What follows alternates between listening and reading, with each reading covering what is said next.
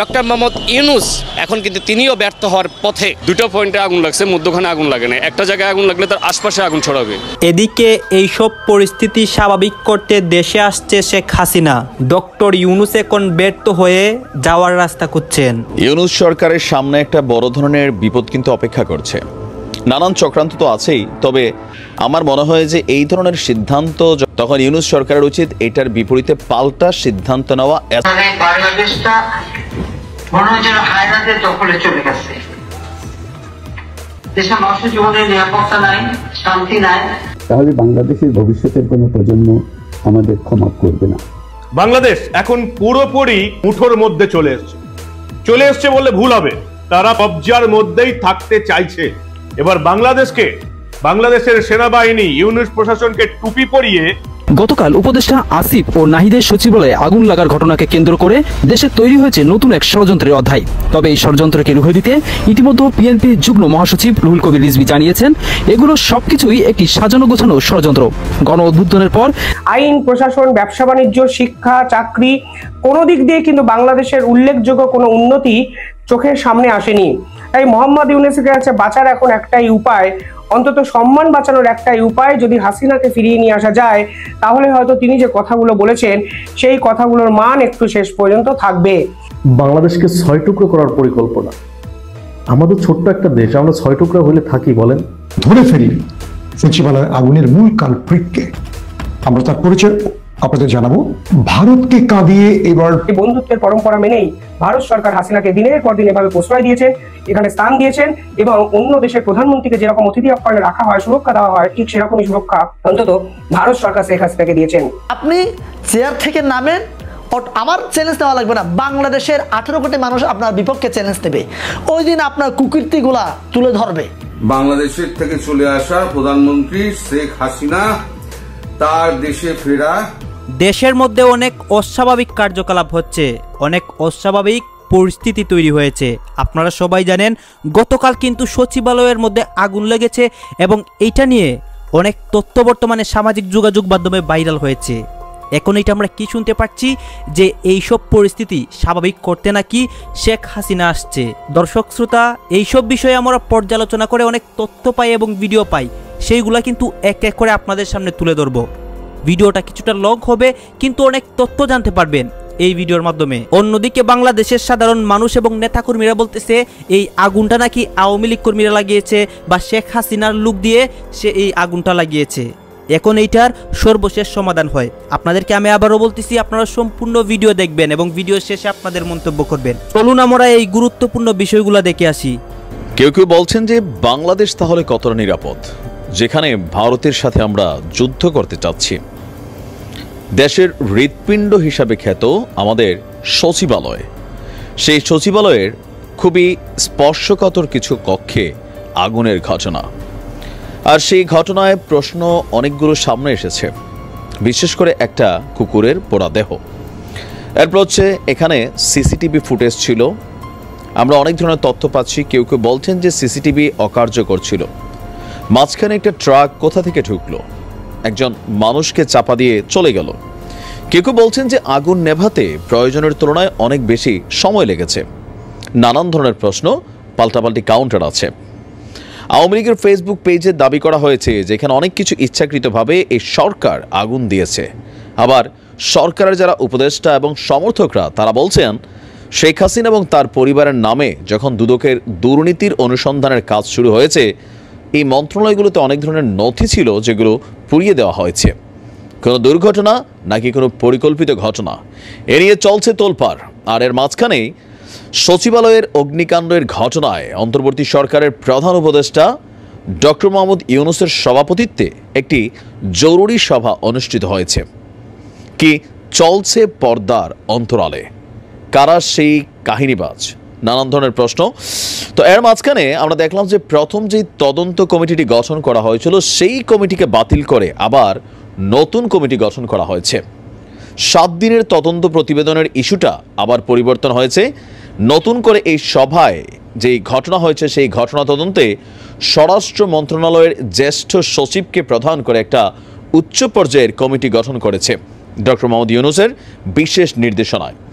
কমিটিকে আগুন লাগার প্রকৃত কারণ অনুসন্ধান করে আগামী 3 দিনের মধ্যে একটি প্রাথমিক প্রতিবেদন দিতে বলা হয়েছে। আমরা যদি দেখি এখানে আমাদের সরকারের বেশ কয়েকজন উচ্চপদস্থ যারা আছেন, উপদেষ্টা, তারপর হচ্ছেন যারা প্রেস সচিব আছেন, তারা ব্রিফ করেছেন। বলা হয়েছে যে সিদ্ধান্ত হয়েছে এই অগ্নিকাণ্ডের ঘটনার বিষয়ে উচ্চ পর্যায়ের কমিটি কাজ করবে আর 3 দিনের মধ্যে প্রাথমিক রিপোর্ট তৈরি করবে। কমিটির সভাপতির দায়িত্ব পালন করবেন স্বরাষ্ট্র মন্ত্রণালয়ের জ্যেষ্ঠ সচিব। ফায়ার সার্ভিস এবং সিভিল ডিফেন্স অধিদপ্তরের প্রধানকেও সদস্য সচিব করা হয়েছে। গৃহায়ন এবং গণপূর্ত মন্ত্রণালয়ের সচিব, পুলিশের আইজিপি, সশস্ত্র বাহিনীর একজন বিস্ফোরক বিশেষজ্ঞ এবং 3 জন বিশেষজ্ঞ, বুয়েটের একজন সিভিল ইঞ্জিনিয়ার থাকছেন, একজন কেমিক্যাল ইঞ্জিনিয়ার থাকছেন, একজন ইলেকট্রিক ইঞ্জিনিয়ার থাকছেন।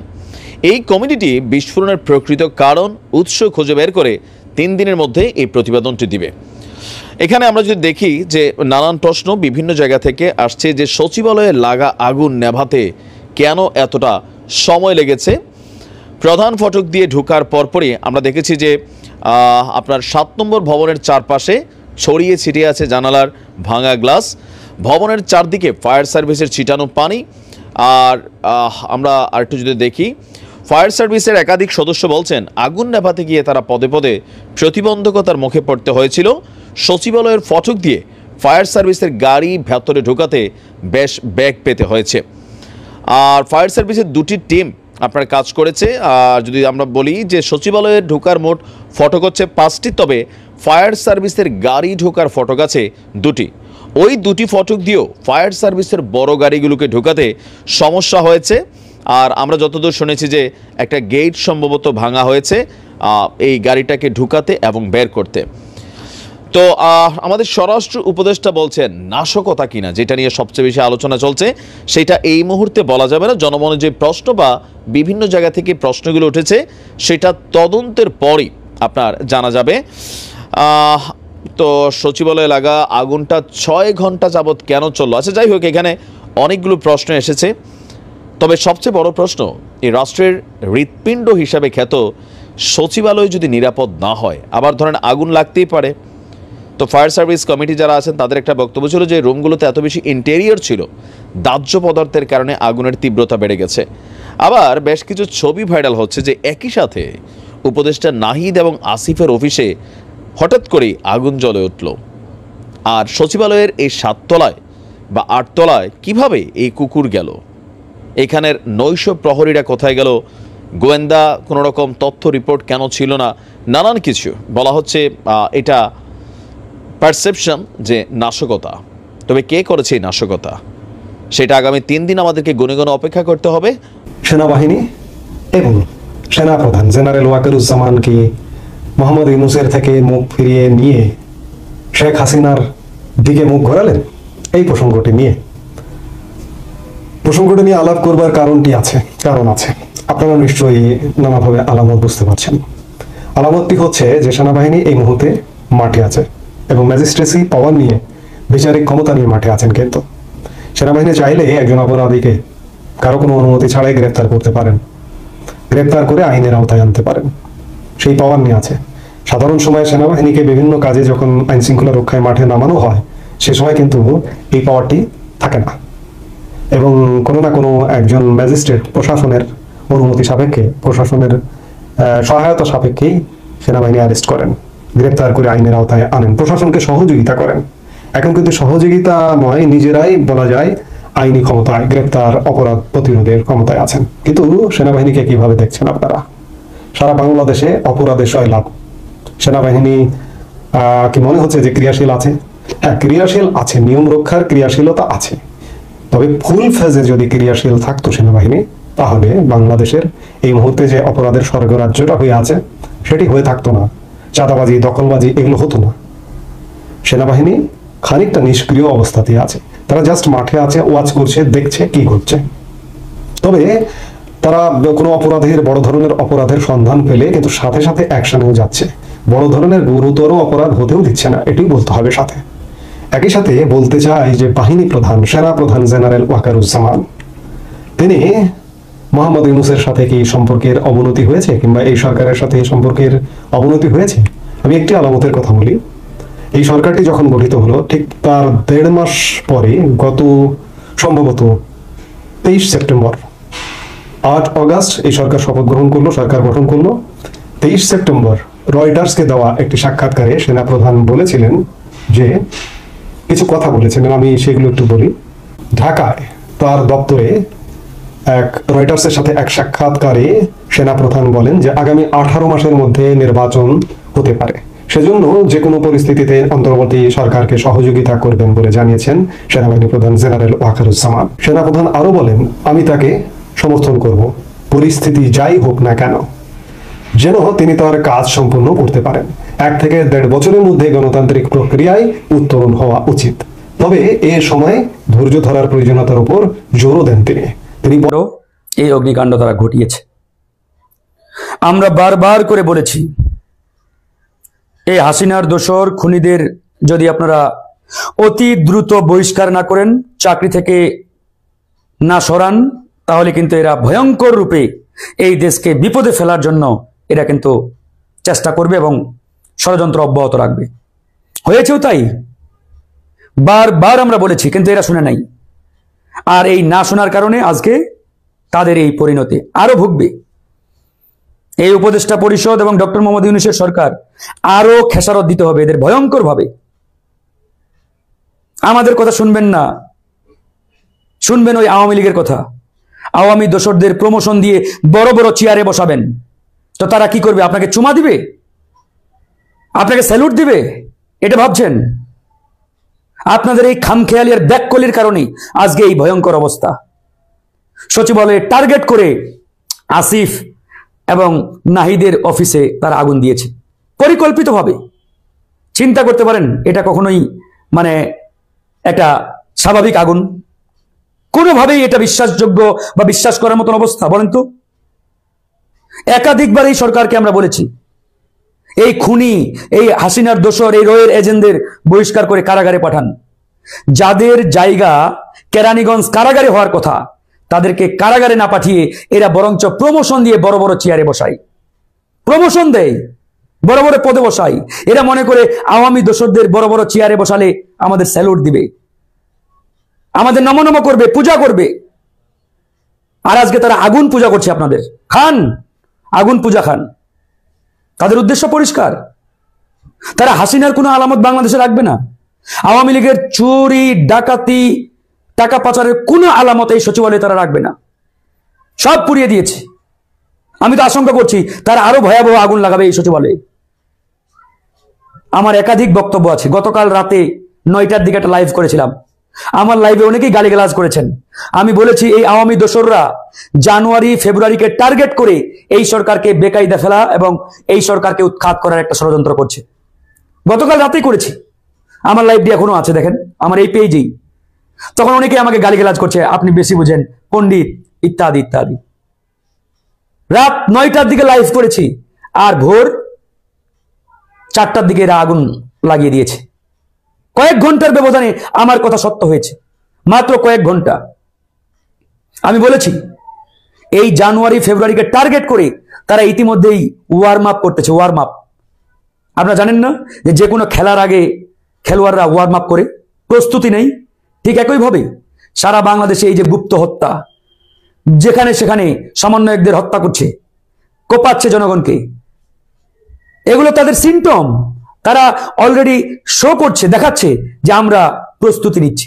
এরপরেও যদি এই ব্যাককলের দল, এই গাধার দল, যাদেরকে আমরা উপদেষ্টা বানিয়েছি কিংবা উপদেষ্টার চেয়ারে বসিয়েছি, এদের বোধোদয় যদি জাগ্রত না হয়, এই ব্যাককলগুলো চেয়ারে কেন বসে আছে ভাই?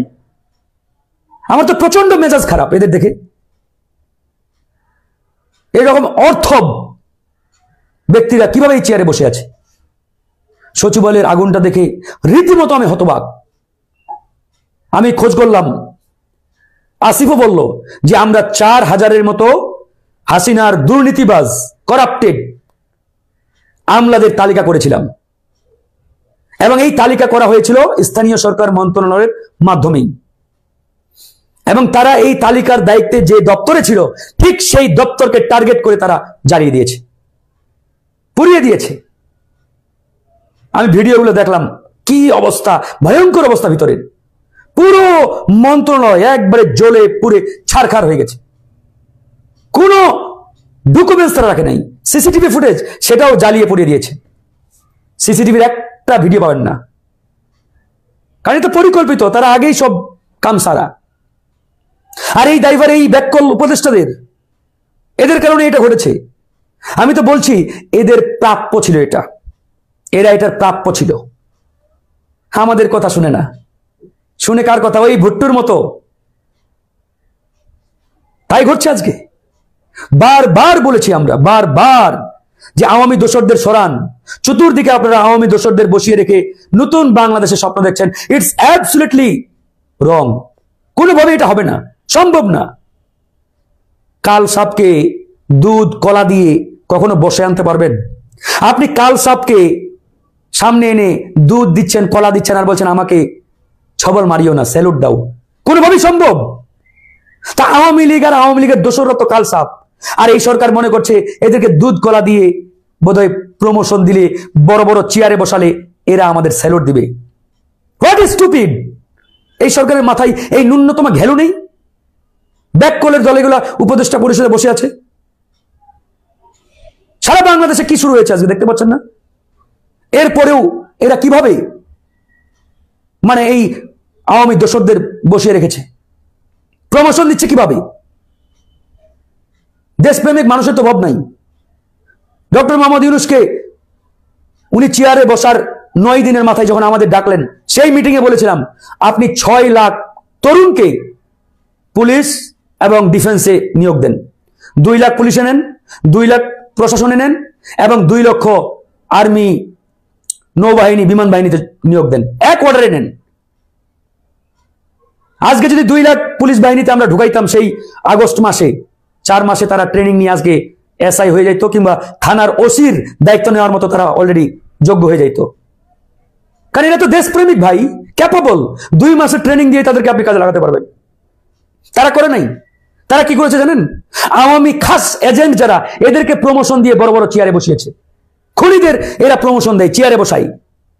এই যে গতকালকে দেখেছেন না, সালমান এফ রহমান, ওই আনিসুল হক সাবেক আইনমন্ত্রী, তার ওই যে কুখ্যাত সন্ত্রাসী যিনি এই আইনাঘরের জন্মদাতা জেনারেল জিয়া, এদের 3 জনকে অব্যাহতি দেওয়ার জন্য গোপনে তদন্ত প্রতিবেদন জমা দিয়েছেন পুলিশের এক কর্মকর্তা। কে জানেন? এডিসি হারুন।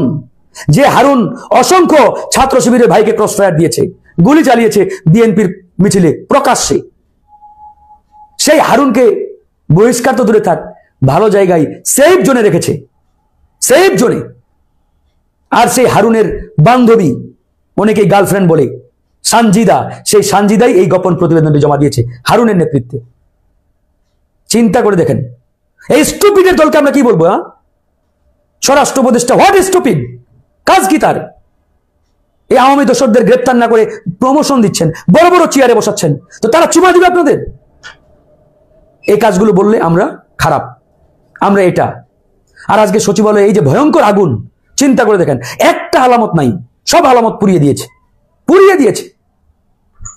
এই আলামত পুড়িয়ে তারা হাসিনার যে অপকর্ম, একটা অপকর্মের ডকুমেন্টস তারা রাখবে না, রাখতে চায় না। এটাই ঘটাচ্ছে। আগুনটা আমি দেখলাম নিজে, একবারেই পরিকল্পিতভাবেই। এটা স্বাভাবিক আগুন হওয়ার কোনো কথাই নাই, হওয়ার একবারেই সুযোগ নাই।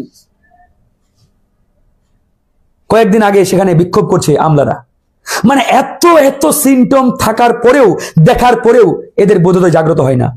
এরা ওই এসি গাড়ি, ওই সরকারি বাসভবন, বড় বড় চেয়ার পেয়ে দিন দুনিয়া ভুলিয়ে গেছে। এই জন্য এদের ব্যাককল বলছি আমি। এই আসিফ নজরুল যখন বড় বড় লেকচার দিত চেয়ারে বসার আগে, তার ফেসবুকে যান, এখনো দেখবেন অসংখ্য ফেসবুক পোস্ট, ওই লাইভ। সে বলে আমাকে একবার দায়িত্ব দেওয়া হোক, আমি যদি একবার চেয়ারে বসি, আল্লাহ যদি একবার কবুল করে আমি মন্ত্রী হই, দেশ পাল্টে ফেলবো, দেশের চেহারা পরিবর্তন করে দেখবো। কোথায় গেল তার এসব কথা? দেশ পাল্টে ফেলে আইনমন্ত্রী চেয়ারে বসছেন, কি করেছেন? ওরা ডিম। এগুলো বললে আমরা খারাপ হয়ে যাই। কারণ ভাই আমাদের রক্ত ঝরিয়েছি, আমরা জেলে গেছি, রিমান্ডে গেছি, আমাদের শরীরে এখনো রক্তের দাগ লেগে আছে, আমরা কষ্ট বুঝি। এই ব্যাককলের দল কষ্ট বুঝবে না। এরা কোনোদিন জেলে যায় নাই, কোনোদিন 2 ফোঁটা রক্ত রাজপথে ঝরাই নাই।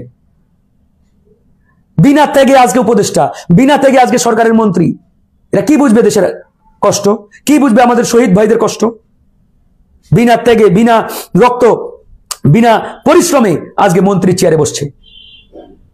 আমাদের দুঃখ ছিল না, কষ্ট ছিল না, বসেন, আপনারাই মন্ত্রী হন, অসুবিধা নেই। কিন্তু আমাদের কথা হলো, এই আওয়ামী দোসরদের কেন চেয়ারে থাকবে? কেন তাদেরকে প্রমোশন দেওয়া হবে? কেন তাদেরকে আপনারা বহাল তবিয়তে রাখবেন? যাদের জায়গা হওয়ার দরকার ছিল কারাগার, যারা থাকবে কারাগারে, তাদেরকে কারাগারে না রেখে বহাল তবিয়তে রেখেছেন। এই যে ওবায়দুল কাদের 3 মাস দেশেই তিনি ছিলেন, পত্রিকাগুলো এখন নিউজ বেরোচ্ছে, সরকারের শেল্টারেই নাকি সে দেশ ছেড়েছে 3 মাস পরে। এই 3 মাস কোথায় ছিলেন? তাহলে এই 3 মাস কেন গোয়েন্দা সংস্থাগুলো তাকে খুঁজে বের করতে পারলো না? কেন গোয়েন্দারা জানলো না? আপনাদের কি মনে হয় যে গোয়েন্দারা জানে না, পুলিশ বাহিনী জানে না? অবশ্যই জানি, কিন্তু কেন তারা বলবে? কারণ এই পুলিশ বাহিনীতে, গোয়েন্দা বাহিনীতে সব আওয়ামী লীগের লোকজন বসিয়ে রেখেছেন। তারা আপনাকে বলবে? তারা তো বলবে না। দেশপ্রেমিক অফিসারের অভাব নাই, না থাকলে নিয়োগ দেন। সারা বাংলাদেশে লাখ লাখ তরুণ আছে, এই তরুণদের আপনারা দেখতে পান না? যারা এই আন্দোলনে আপনারা অংশগ্রহণ করেছে। এই সরকারকে সরাসরি বলেছে আমরা 2 লাখ তরুণকে পুলিশে নিয়োগ দেন, এক অর্ডারে। এরা সরাসরি ঢুকবে, এদেরকে 2 মাসের ট্রেনিং দিয়ে এসআই, এএসআই, প্রয়োজনে থানার ওসির দায়িত্ব দেন। এরা যোগ্য, এদের ওই 2 বছরের ট্রেনিং লাগবে না, এরা 2 মাস ট্রেনিং নিলেই থানা চালাতে পারবে। সেই সক্ষমতা এদের আছে এই তরুণদের। একাধিকবার বলেছি, 2 লাখ তরুণকে প্রশাসনে নেন। আর এই স্টুপিডের দল, ব্যাককলের দল, আওয়ামী লীগের ওই ছাত্রলীগের ক্যাডারদের নিয়োগ দিচ্ছে, প্রমোশন দিচ্ছে। হাসিনা কি করেছে? গত 15 বছরে টপ টু বটম একবারে পুলিশের কনস্টেবল থেকে শুরু করে পুলিশের আইজি সবগুলো জায়গায় ছাত্রলীগের ক্যাডারদের বসিয়েছিল। সবাই ছাত্রলীগ, একটা পাবেন না আপনি এসব চেয়ারে, দায়িত্বশীল চেয়ারগুলোতে। থানার ওসি বলেন, এসআই বলেন, আর ওই একবারে আইজি পর্যন্ত সব ছাত্রলীগের ক্যাডার, তাদেরকে বসিয়েছে। আর তাদের দিয়ে এরা মনে করছে আমরা নতুন বাংলাদেশ বানাবো। ঘোড়ার ডিম বানাবেন আপনারা। কথাগুলো ভাই রাগ ক্ষোভ থেকে বেরোচ্ছে। আমার এই কথাগুলো শেয়ার করে ছড়িয়ে দেবেন, মানুষকে জানাতে হবে এই স্টুপিডের দল কি শুরু করেছে। এদেরকে চেয়ারে বসিয়েছি আমরা ওই এসির বাতাস খাওয়ার জন্য নয়, আর ওই হেলিকপ্টারে জেলায় জেলায় ঘুরে বেড়ানোর জন্য নয়। আওয়ামী লীগকে পাকড়াও করতে না পারলে দায়িত্ব ছেড়ে দেন, আমরা তো আছি। 2 মাস লাগতো এই দেশকে টাইট করতে এই স্বরাষ্ট্র মন্ত্রণালয়ের মাধ্যমে। তারা সেটা করে না, করবে না। তারা মনে করে আমরা আওয়ামী লীগকে দুধ কলা দিয়ে পুষবো, আর এরা আমাদের এসে চুমা দিবে, সালাম দিবে, স্যালুট দিবে। এখন সালাম খাও, স্যালুট খাও। ওই যে দিয়েছে আজকে সচিবালয়ে, যাও, তোমাদের জন্য এটাই প্রাপ্য ছিল, তোমরা এটার যোগ্য ছিলা। এই কথাগুলো খারাপ লাগতে পারে ভাই, কিন্তু বলতে আমরা বাধ্য হচ্ছি। গতকাল রাতের আমার লাইভটি দেখেন, বিস্তারিত বলেছি যেটা চতুর্দিকে ষড়যন্ত্রের জাল বিছিয়ে রেখেছে এবং জানুয়ারিতে এরা বড় ধরনের অঘটন ঘটাবে, বড় ধরনের। গতকাল রাত 9টার দিকে বলেছি আমার লাইভে যে এরা জানুয়ারিকে টার্গেট করে এই বাংলাদেশকে বড় ধরনের একটা আনস্টেবল পরিস্থিতিতে ফেলার জন্য অলরেডি প্রস্তুতি নিচ্ছে। হয়ে গেছে শুরু। কি বলবো আসলে, এই যে সচিবালয়ের ক্ষতিগ্রস্ত ভবন পরিদর্শনী উপদেষ্টারা ভবন পরিদর্শনে গেছে, কি স্টুপিড চিন্তা করেন। আমার মেজাজটা কি বলবো, আগুন হয়ে আছে। পরিদর্শনে গেছে, যাও পরিদর্শন করো। ননসেন্সের দল সব। যদি আমরা না জানাতাম, না বলতাম, তাহলে একটা কথা। একাধিকবার ভাই, অসংখ্যবার তাগিদ দিচ্ছি, বলছি। কাকে বলি নাই? ডক্টর মোহাম্মদ ইউনূসকে বলেছি, সব উপদেষ্টাকে আমরা বলছি একাধিকবার। এই যে বিডিআর এর হত্যাকাণ্ড, পিলখানার যে হত্যাকাণ্ড, এই হত্যাকাণ্ডের বিষয়ে কতবার বলেছি আপনার হিসাব আছে। আন্দোলন পর্যন্ত করতে হয়েছে আমাদের এই ধারাবাহিকভাবে। কেন আমাদের আন্দোলন করতে হবে? আপনারা জানেন না যে এই পিলখানায় ভারতীয় পরিকল্পনায় এই হত্যাকাণ্ড ঘটানো হয়েছিল? এটা জানার জন্য কি ওই আসমান থেকে নাজিল হতে হবে? কমন জিনিস। হাসিনাকে ব্যবহার করে ভারত এই ঘটনা ঘটিয়েছে আমাদের সেনাবাহিনীর মেরুদণ্ড ভেঙে দেওয়ার জন্য। এই সরকারের উচিত ছিল ক্ষমতার চেয়ারে বসার 2 দিনের মাথায় এই পিলখানা হত্যাকাণ্ডের বিচার করা, তদন্ত করা, করে নাই। আমি নিজে বিডিআর এর সদস্যদের নিয়ে গত বৃহস্পতিবার স্বরাষ্ট্র উপদেষ্টার সাথে মিটিং করলাম। তাকে বাধ্য করলাম, আপনি তদন্ত কমিশন না গঠন করলে আমরা কিন্তু আপনার বাসভবন না, প্রধান উপদেষ্টার বাসভবন ঘেরাও করব। আমার সাথে কয়েকশো এই বিডিআরের সদস্যদের পরিবারের লোকজন আছে। এটা বলার পরে সে নড়ে চড়ে বসে বললো যে হবে হবে। আমার সাথে একজন এমন ব্যক্তি ছিলেন, মেজর শহীদ তানভীর হায়দারের ওয়াইফ। তার ওয়াইফ স্বরাষ্ট্র উপদেষ্টা কান্না করে বলছে আমি আমার স্বামীর লাশটা ফেরত চাই। সে তার স্বামীর লাশটা পর্যন্ত আজও খুঁজে পায় নাই। তানভীর হায়দারের ওয়াইফ, তানভীর সাহেবের লাশ আজও খুঁজে পায় নাই। এই হচ্ছে অবস্থা। ইউনূস সরকারের সামনে একটা বড় ধরনের বিপদ কিন্তু অপেক্ষা করছে। নানান চক্রান্ত তো আছেই, তবে আমার মনে হয় যে এই ধরনের সিদ্ধান্ত যখন অ্যাসালম গ্রুপ নিচ্ছে, তখন ইউনূস সরকারের উচিত এটার বিপরীতে পাল্টা সিদ্ধান্ত নেওয়া অ্যাজ সুন অ্যাজ পসিবল। আমাদের বক্তব্য সোজা সাপটা, জনগণের পক্ষে আমরা কথা বলি। হঠাৎ করেই গত মঙ্গলবার অ্যাসালম গ্রুপের মালিকানাধীন 9টি কোম্পানি আকস্মিকভাবে বন্ধ করে দেওয়া হয়েছে।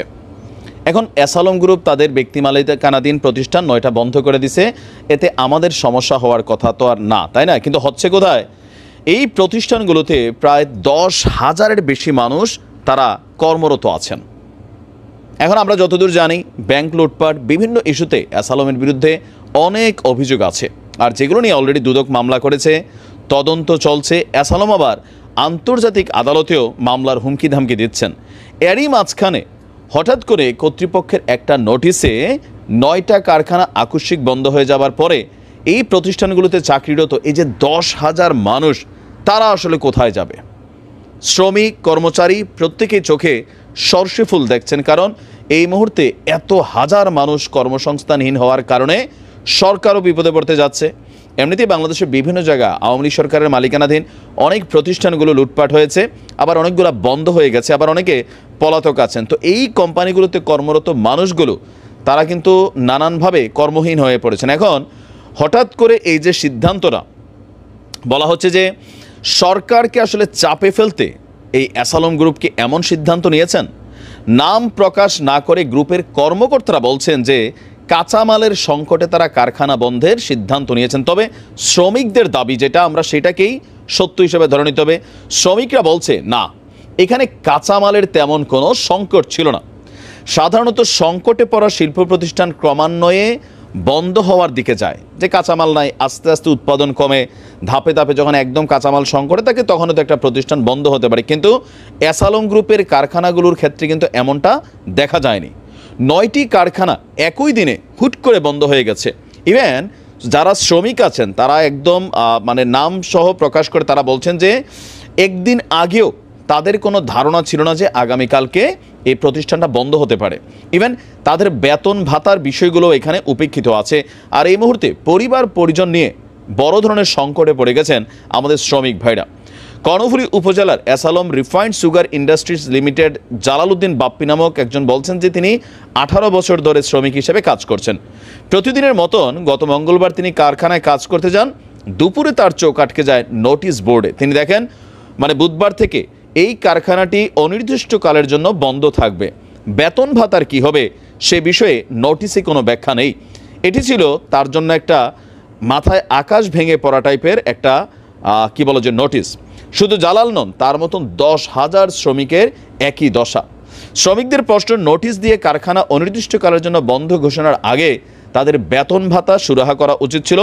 অ্যাসালম রিফাইন্ড সুগারিস ইন্ডাস্ট্রিজ লিমিটেডের আরও অনেকে বলছেন কারখানা কখন খুলবে, আমাদের বেতন চলবে কিনা সেই বিষয়ে কোনো কিছু বলা হয়নি। এখানে আমরা দেখছি বিভিন্ন জায়গা থেকে আমরা শ্রমিকরা কেউ কেউ আন্দোলনও নেমেছিল।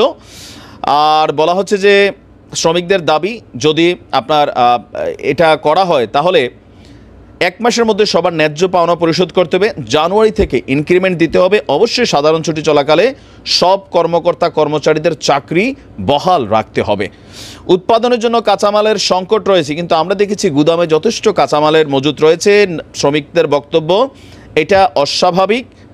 তো এখানে ধারণা করা হচ্ছে যে অ্যাসালমের বিরুদ্ধে যে মামলাগুলো চলমান, দুদকের ইনভেস্টিগেশন, নানান অ্যাক্টিভিটিসের কারণে হয়তো সরকারকে চাপে ফেলার জন্য এই কাজটা করা হয়েছে। যদি এমনই করা হয় তাহলে অ্যাসালম গ্রুপের সকল সম্পত্তি সিজ করা রাষ্ট্রের উচিত সেগুলোকে রাষ্ট্র কর্তৃক পরিচালনা করা, এবং শ্রমিকদের মানুষকে এই মুহূর্তে কর্মহীন করা যাবে না। দেশে একটা অরাজক পরিস্থিতি কিন্তু এমনি তৈরি হয়ে আছে।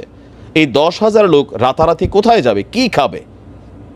এরা দিনে আনে দিনে খাই টাইপের কিন্তু মানুষ, পেটে ভাতে এদের একটা বেতনের উপরে তাদের লাইফটা চলে। তো এই ধরনের সিদ্ধান্ত কোনোভাবেই কোনো রাজনৈতিক দলের নেতাকর্মীরা সাপোর্ট করতে পারে না।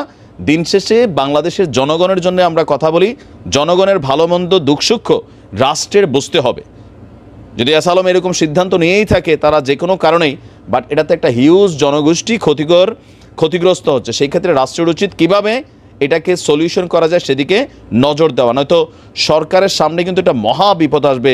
পেটে ভাত না থাকলে এই উন্নয়ন সংস্কার এগুলো দিয়ে মানুষের কোনো কিছু গাইজ আপনারা তো দেখলেন এখানে কি কথা হচ্ছে। অনেকেই কিন্তু অনেক কথা বলতেছে শেখ হাসিনাকে দেশে আনার বিষয়ে, অন্যদিকে এই সচিবালয়ের আগুনকে কেন্দ্র করে অনেকে আলোচনা করতেছে, সমালোচনা করতেছে। দর্শক শ্রোতা, অনেকের বক্তব্যই আপনাদেরকে এইখানে দেখিয়েছি। সবাই কিন্তু অনেক রকমের কথা বলতেছে। এই বিষয়গুলো কিন্তু বর্তমানে সবাই এক প্রকার কনফিউজে রয়েছে যে এই আগুনটা কে লাগিয়েছে, অন্যদিকে শেখ হাসিনার দেশে আসা নিয়েও। গাইজ তখন আপনাদেরকে যা কিছু দেখিয়েছি সব কিছু কিন্তু আমরা সোশ্যাল মিডিয়া থেকে সংগ্রহ করেছি, এইখানে আমাদের নিজস্ব কোনো মন্তব্য নেই। এইসব দেখে আপনাদের কি মনে হচ্ছে এবং আপনাদের মন্তব্য কি, এটা কিন্তু আপনারা অবশ্যই কমেন্ট বক্সে লিখে যাবেন। এবং আপনাদের কাছে আমার একটা রিকোয়েস্ট থাকবে, আমার চ্যানেলটি সাবস্ক্রাইব করবেন এবং পাশে থাকা বেল আইকনটি অবশ্যই বাজিয়ে যাবেন, যাতে করে নেক্সট ভিডিওটা সবার আগে আপনাদের কাছে পৌঁছায়। ধন্যবাদ।